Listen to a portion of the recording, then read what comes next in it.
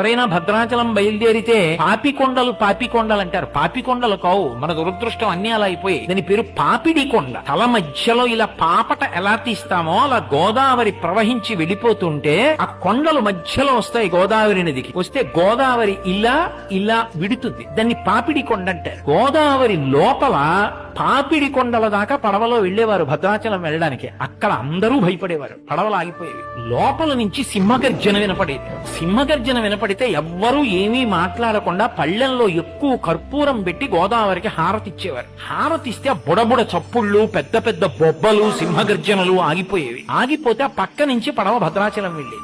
ఏంటి ఎందుకు వస్తుంది ఇలా? ఏ పడవ వెళ్ళినా వినపడుతుంది. ఎందుకు ఇలా వినపడుతుంది అని కొంతమంది ఔత్సాహికులు ఏం చేశారంటే గజఈతగాళ్ళని పట్టుకొచ్చి పెద్ద పెద్ద వలలు పట్టుకుని పడవలతో వెళ్లి అందులోకి దూకి ఎక్కడి నుంచి బొబ్బలు సింహగర్జన వినపడుతుందో అక్కడ వలలు వేశారు.